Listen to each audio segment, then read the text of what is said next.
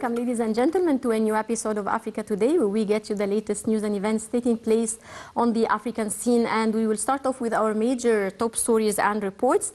And we will start by Egypt, which has an integrated plan to double its exports to the African continent by the year 2025. Let's see more in this report.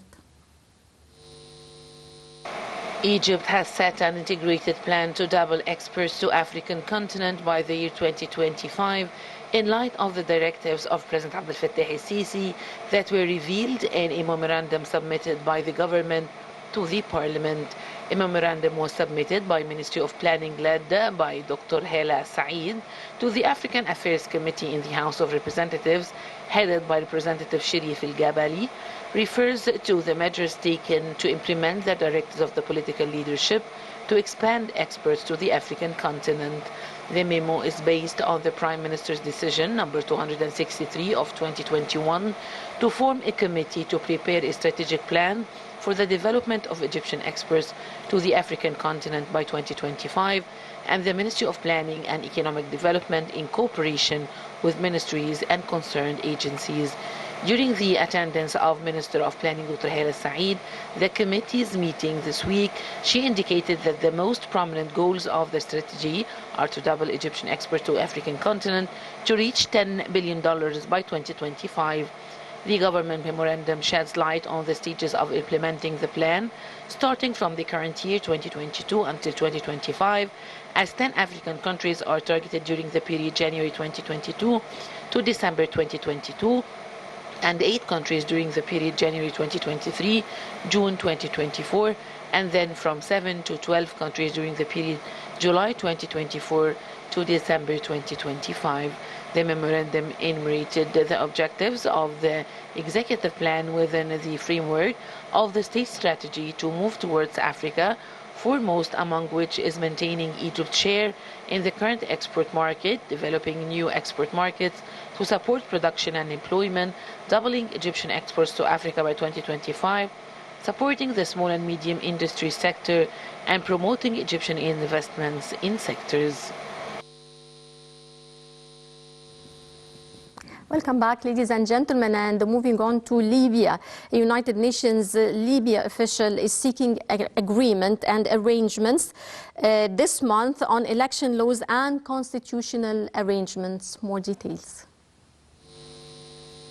The United Nations said it is closely following with concern reports about the mobilization of forces and movement of large convoys of armed groups that have increased tensions in and around Tripoli, stressing the importance of preserving calm and stability in the country and calling in all parties to refrain from any action that could lead to armed clashes, and urges them to cooperate with the Special Advisor of the United Nations Secretary General on Libya in her ongoing good office's efforts to find a negotiated way out of the current political stalemate. United Nations Advisor Williams urged restraint and the need to abstain from provocative actions in word and deed, including the mobilization of forces, renewing her offer to utilize the good offices of the United Nations to mediate and assist Libyans in finding a consensual way forward. The U.S. ambassador in Libya, Richard Norland, said in a post by the U.S. Embassy backing United Nations call that Washington fully supports United Nations message and urges both sides to seize the opportunity to pursue a political solution rather than risk escalation. Armed convoys loyal to Prime Minister designate positioned themselves in some areas in Misrata before heading to Tripoli in an attempt to enter the capital peacefully. And still with our reports on the African continent, France will still give aerial military support to Malian troops battling an Islamic insurgency. More details. The French forces commander in Mali said that France will still give aerial military support to Malian troops battling the terrorists in Sahel, even after its counter-terrorism mission has withdrawn, but only where Russian fighters are not present. Mali's former colonial power announced last month that it would pull out 2,400 troops from its first deployed to Mali, almost a decade after relations with the country's ruling military junta turned sour earlier this year. Tensions arose over the junta's decision to delay democratic elections in February, as well as its collaboration with private contractors belonging to Russia's. But the commander of operation, General Lieutenant Mikon, told a press conference briefing neighboring Burkina Faso that France would continue to offer aerial support in areas free of Russian mercenaries. He will continue to help via air by training people on the ground who are capable of calling planes and guiding them. The similar support would be offered to soldiers in Burkina Faso and Niger, which also shares a border with Mali. For his part, Mali's military spokesman did not respond to calls for comment. The country has been struggling to rein in insurgents with ties of Al-Qaeda since they seized its desert north in 2012, prompting France to send troops to push them back to following year. The militants are now also linked to Daesh, have regrouped in recent years and seized thrice of the countryside despite the presence of foreign boots and UN peacekeepers. Welcome back, ladies and gentlemen, and we're glad to be joined over the phone by Ambassador Gamal Bayoumi, former assistant to the foreign minister. Good afternoon, Mr. Ambassador. Good afternoon. How are you? How are you, sir? Ambassador Bayoumi, Egypt concludes the Sustainable Development Program for African countries. The activities of the training program, titled Sustainable Development, the relationship between water, energy and food. How do you see the significance, sir, of this program? It is a continuation of the Egyptian efforts towards Africa. Yes. We are doing this since decades with the Egyptian Fund for Technical Assistance in Africa.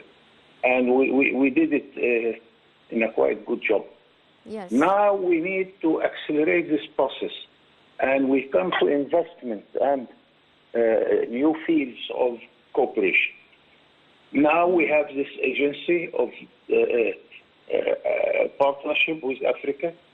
I have a problem to tell you that the capital of this fund is not enough. I want to double it, triple it even. Mm-hmm. That's why Egypt initiated its process with the donor countries in order to come with their money to invest in Africa with the Egyptian experience and to help Africa to fill the gap between the money they are paying to the developed countries because of the debt problem and their imports from the developed countries, while Africa is not exporting enough and not receiving enough investment. Yes. So the fund is one of our tools to face this problem. Mm-hmm. And I hope really from my deep heart that they succeed. I lived in Africa for some part of my life. I visited many African countries, and they deserve better treatment than what the world is doing to them. Mm-hmm. Africa is a good future, and we are doing fine.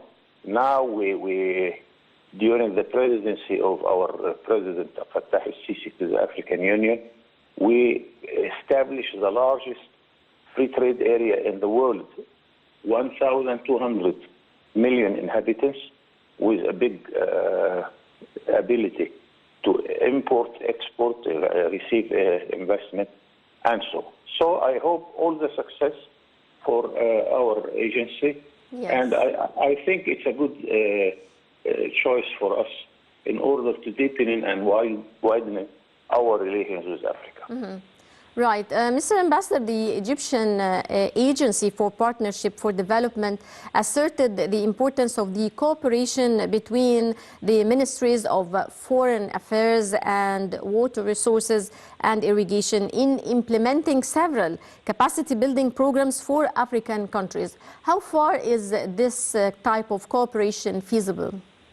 Very important, and of course the agency itself it does not have its own experts. Of course, they ask the help of the other ministries, and Africa is in need of many things. They need teachers, they need doctors, they need fishery experts, they need everything you can imagine.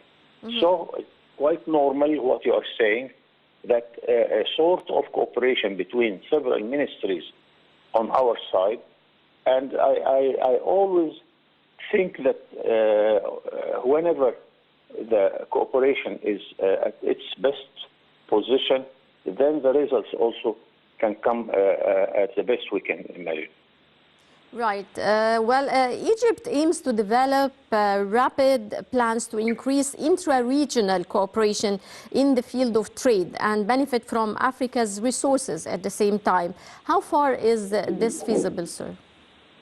As a matter of fact, as of trade, and this is realized in Africa and in the Arab world also, that we have exhausted all the ways and means to make our trade or intra-trade bigger.